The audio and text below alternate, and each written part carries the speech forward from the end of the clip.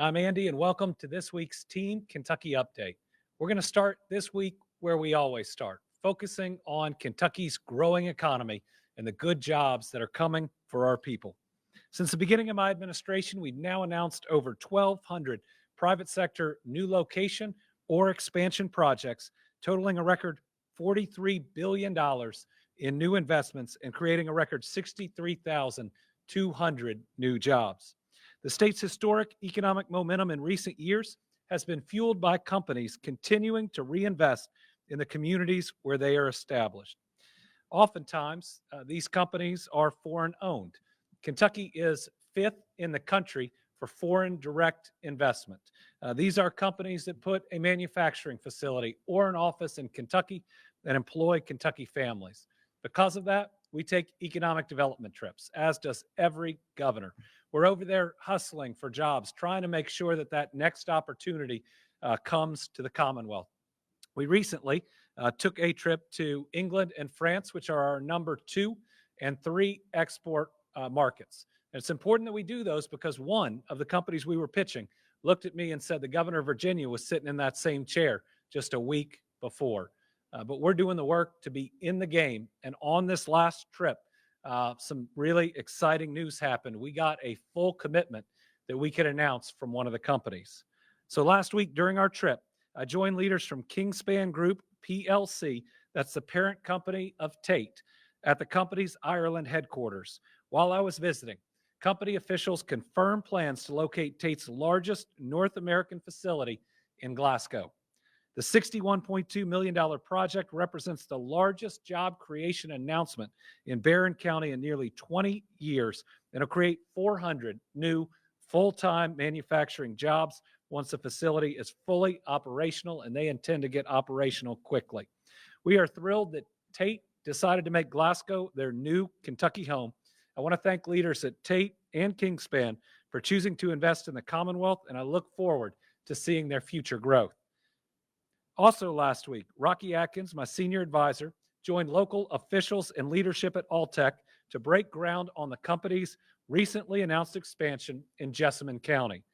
The nearly $4.6 million investment is creating 6 new jobs, and the expansion is partially funded by a $2.34 million award from the U.S. Department of Agriculture.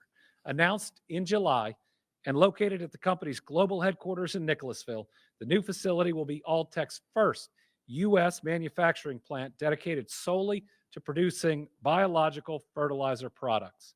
Alltech has been a leader in the agricultural industry for nearly 50 years and has been crucial to Kentucky's thriving economy.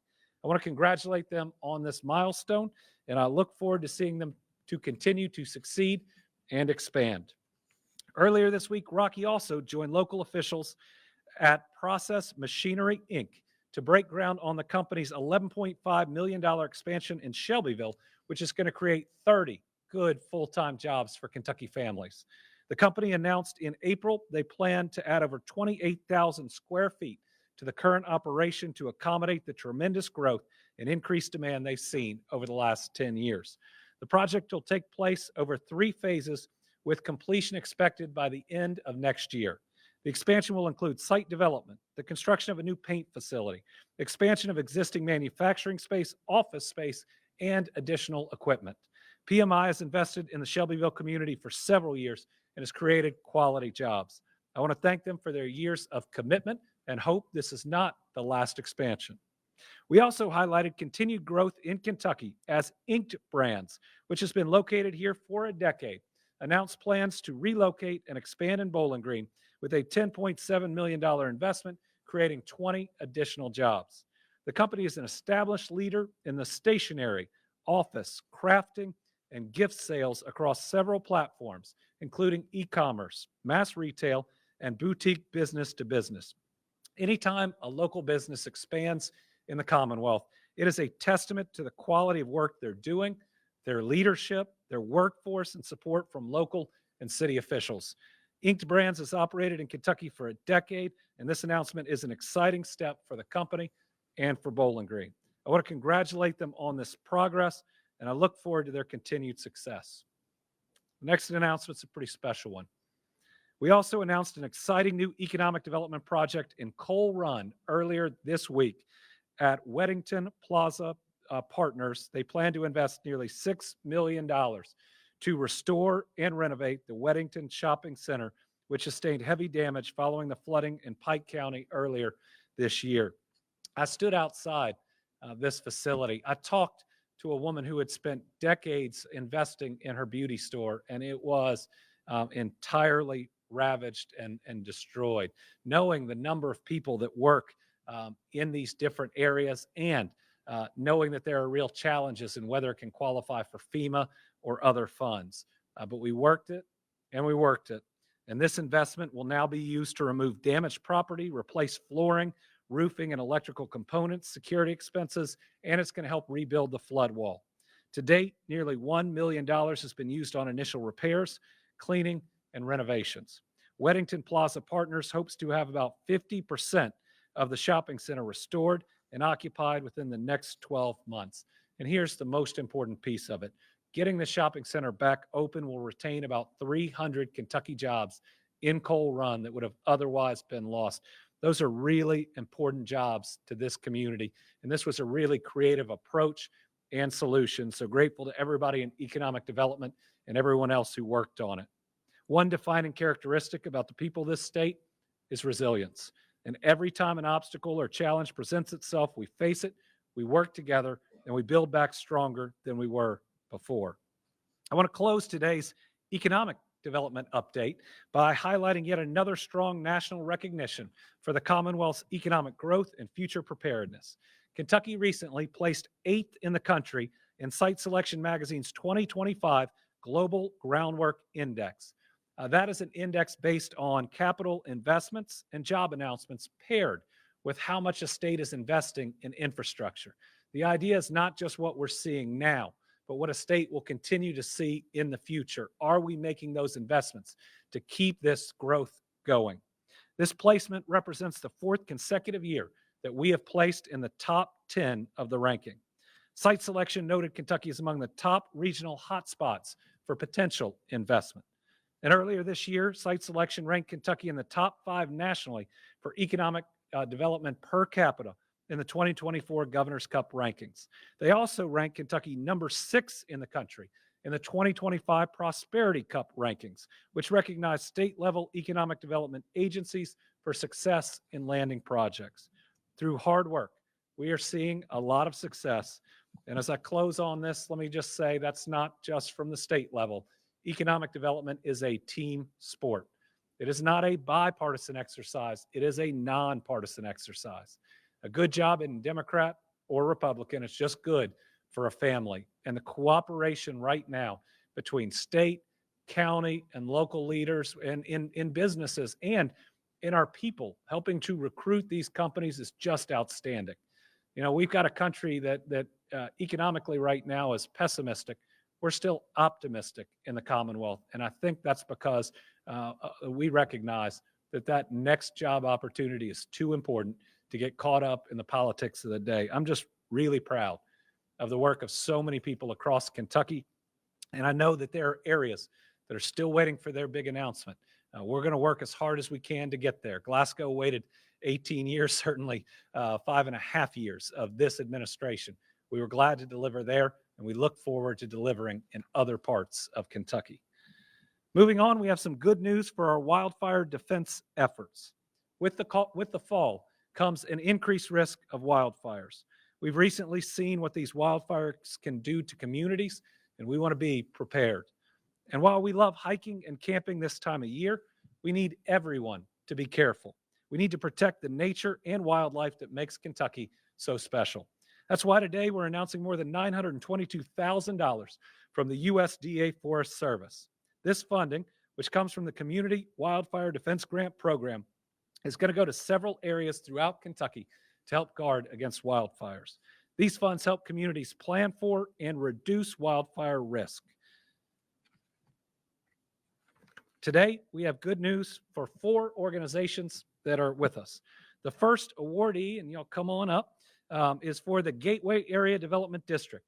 They're receiving $200,000. The Gateway ad covers Bath, Menifee, Montgomery, Morgan, and Rowan counties. So today we have Executive Director Josh Farah and Chairman and Mount Sterling Mayor Al Botts. Congratulations. Thank you, Governor.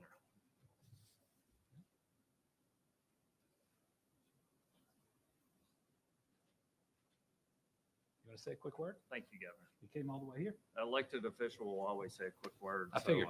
Yes, sir.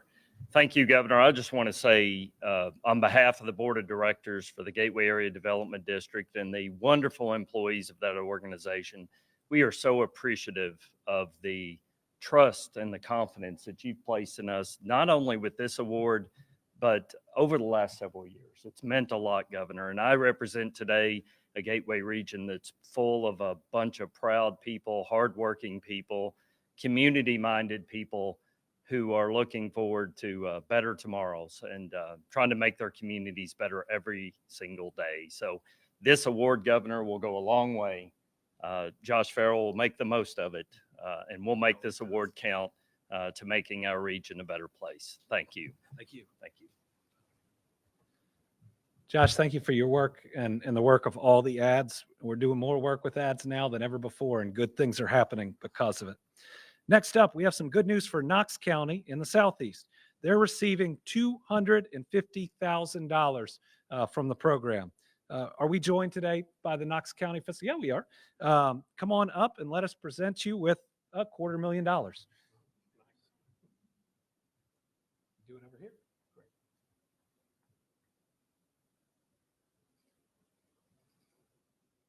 Would you like to say a word? Okay. Thank you so much. Thank you. Congratulations to the fiscal court and to Judge Mitchell, which we enjoy working with you on everything we do. Next, we're going to the Northeast. Lewis County is receiving just over $237,000 to prevent wildfire. Today, we have Emergency Management Director Dennis Brown and the team from the Buffalo Trace ad. Come on up. Congratulations.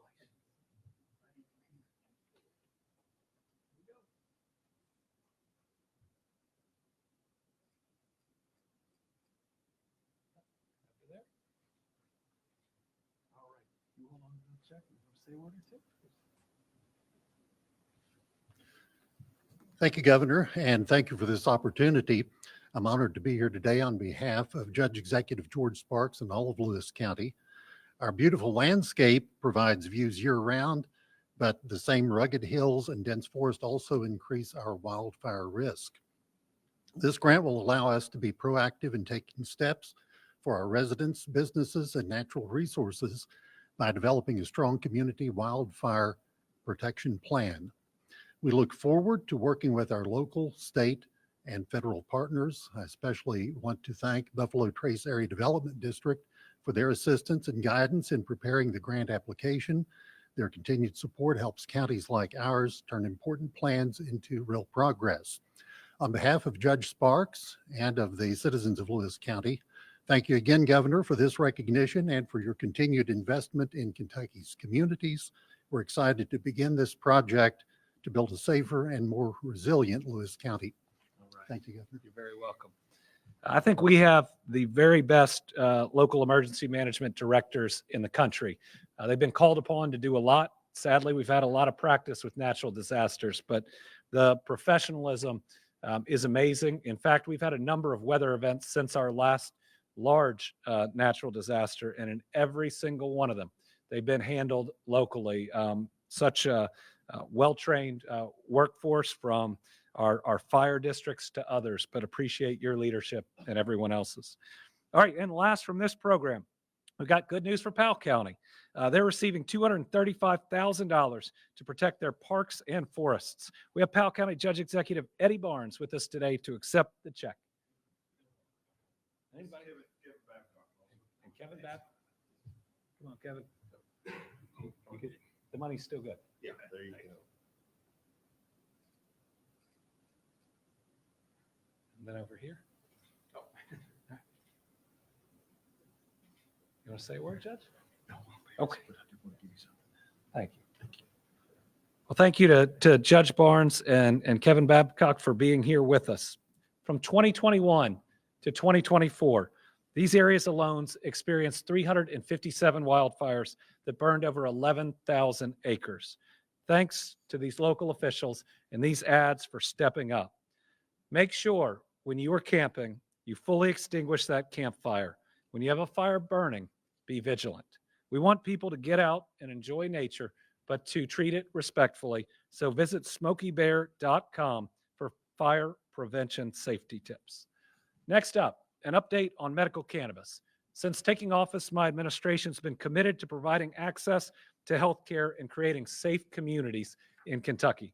One of our priorities is to ensure that Kentuckians suffering from PTSD and serious medical conditions like cancer or multiple sclerosis can have safe access to medical cannabis as soon as possible to get the relief they need. It has been 296 days since the patient application system launched. In that time, more than 21,000 electronic certifications have been issued to eligible patients. And now, over 15,000 Kentuckians have been approved as cardholders. Another part of getting the program up and running is ensuring that you have the healthcare workers that are registered to certify eligible patients. As of today, I'm happy to share that 500 practitioners are now certified. And that number is set to grow as more healthcare providers complete training. We're seeing strong engagement from our medical community, which shows confidence in this program. We're also making progress when it comes to the supply chain. So there are 4 categories that we've approved licenses for. Cultivators, these are the folks that grow it. Processors, the folks that take the raw material and process it. Safety compliance facilities, the folks who test for safety. And dispensaries, those are the folks that sell to eligible Kentuckians.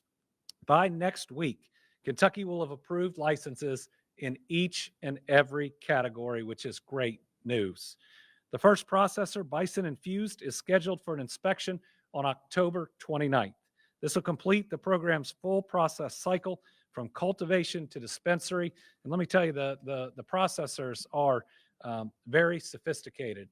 It's a lot of machinery. It's a lot of science. And so a lot goes into getting these facilities up and running. Approved cultivators like Going Blue, Armory, and Natural State are preparing their first harvest. And safety compliance facilities, including KCA labs and aquatic labs, are ready to test as soon as product becomes available.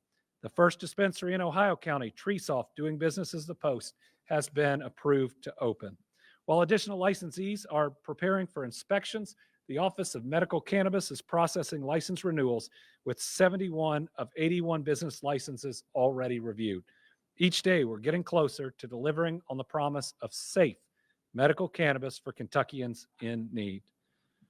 Moving on to some good news for families impacted by flooding, especially the flooding in 2022. We've been hit hard as a state, especially in Eastern Kentucky by flood after flood after flood, a significant one in 2021. Worst flooding, at least of our lifetime, in 2022. More flooding that's occurred in the years since, including 2 very difficult floods this year.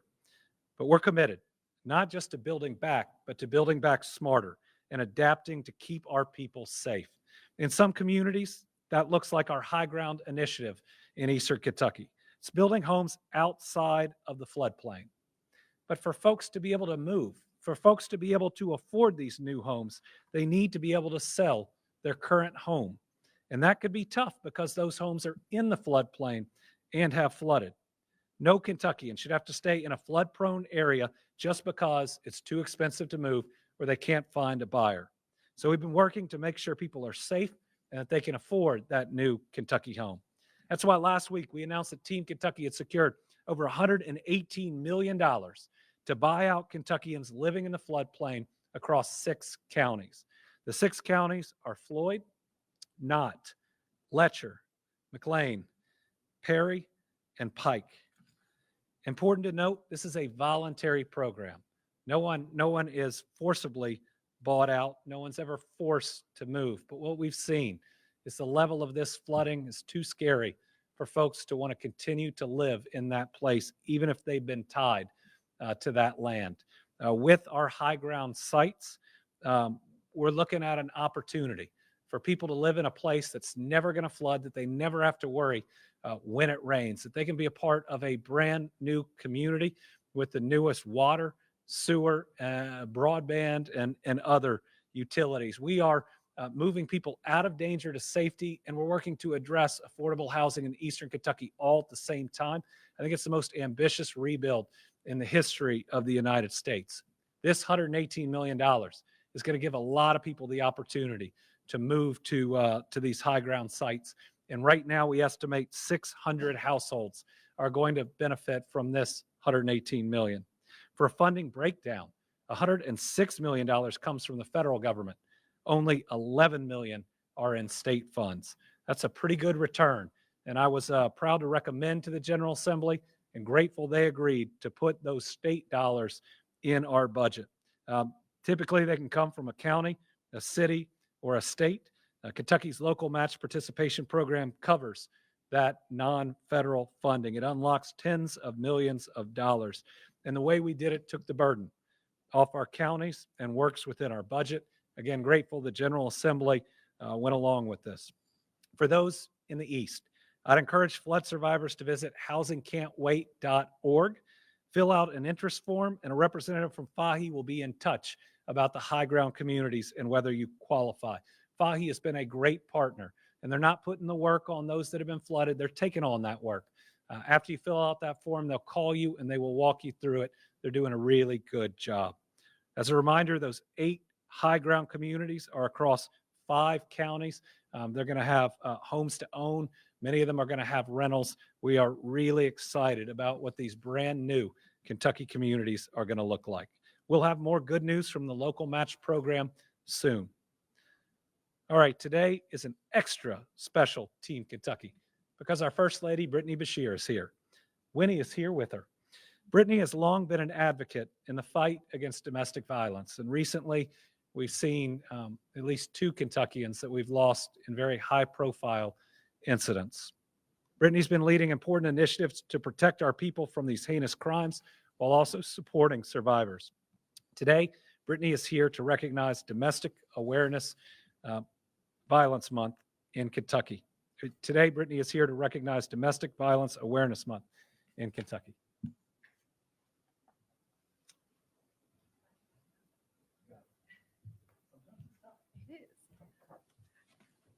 Good afternoon.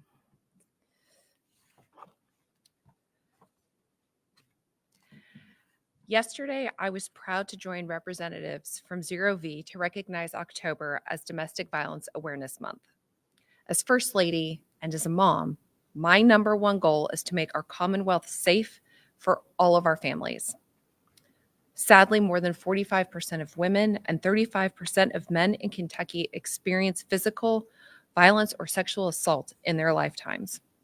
It takes a tremendous amount of bravery and support for survivors so that they can rebuild their lives and their dreams and their families. I'm grateful that together Kentuckians are here to help. On Team Kentucky, we've been working to support survivors and tackle the root causes of violence. That's why each year I am proud to partner with Zero V for the Shop and Share donation drive. This annual event provides food and essentials to domestic violence survivors and their families. Since the event was started in 2008 under another First Lady Beshear, more than $5 million in goods and donations have been donated to help the lives of thousands of survivors. The next event is coming up February 2026. I hope everybody at Kroger that day will help us in participating. I'm so proud of Kentuckians for continuing to step up and help. Please remember to do that this next February. It's always the Saturday before the Super Bowl, so you should be at the grocery store anyway. Andy has awarded more than $149 million in funding to provide survivor services throughout Kentucky, including through the Violence Against Women Act. He signed legislation that requires the Commonwealth to produce an annual report on domestic violence-related data. And he worked with other members of state government to establish the Safe at Home program. This is a program that protects the home addresses of survivors of domestic violence so that they can feel safe and secure. This is progress we will build on because Every single Kentuckian deserves to feel safe and to be safe in their own home. At a time where things can feel too divisive, this work is something everyone can agree on. Andy and I are committed to doing our part to lead with love and to end domestic violence in our communities. I want to thank Zero V and everyone who works at our regional domestic violence shelters. You help survivors who are going through some of the most difficult moments of their lives, and it makes a positive impact on them, their children, and their families. If you know someone who needs help, or you are someone who needs help, I encourage you to reach out to the National Domestic Violence Hotline on the screen. To the survivors out there who may be listening, there is help. We are here. Your brave and your courage will get you and your family to better days. We are here to support you. Thank you. I'll turn it back over to Andy.